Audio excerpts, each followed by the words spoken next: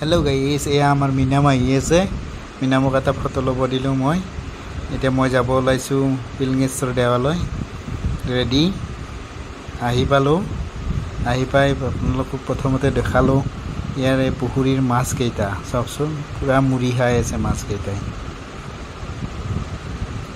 মাছকেইটা ভালকৈ স্পষ্ট হোৱা নাই। পানীটো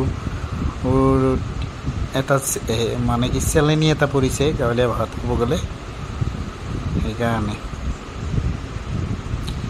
মাছকেইটা প্ৰথমতে চাই তাৰপিছত চাকি জ্বলাব গ'লোঁ।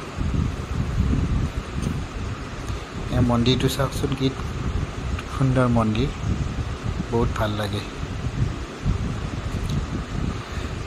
আজি বহাগ মাহৰ 2 তাৰিখ, সেইকাৰণে মন্দিৰত ভক্তৰ ভিৰ আছে, বহুতখিনি আহিছে।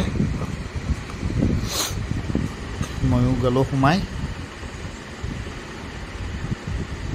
ঘণ্টাটো বাজাই দিলোঁ অলপ। বহুদিন যোৱা নাছিলোঁ, যাম বুলি ভাবি আছিলোঁ। এয়া চাওক, বাহিৰৰ পৰিৱেশটো খুবেই ধুনীয়া।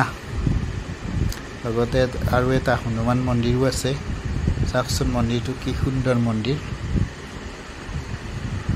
আৰু এই ঠাইখিনিত থাকিয়ে কিবা এটা ভাল লাগে, আৰু খুব সুন্দৰ পৰিৱেশ। আৰু এটা খুব সুন্দৰ পৰিৱেশ, ভক্তৰ সমাগম বহুত আছে। আজি যিহেতু বহাগ মাহৰ 2 তাৰিখ, বিহুৰ বতৰ। চাওক, পুখুৰীটো বিৰাট ডাঙৰ। এয়া ভিতৰৰ পৰিৱেশ, ইয়াতে আশীৰ্বাদ লয়।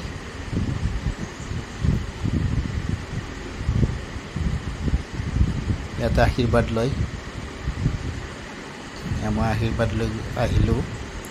আৰু ঘৰত আহি দেখোঁ যে মিনামে কাম কৰি আছে। আমাৰ মিনামে কাম কৰি আছে, মাটি নি আছে, সি গোহালি ঘৰত দি আছে। এয়া মিনাম, সি কাম কৰি আছে। সি সৰুৰ পৰা কাম চাম কৰি থাকে, অলপ কামত নিচা আছে ল'ৰাটোৰ। ভিডিঅ' বনাব খোজে,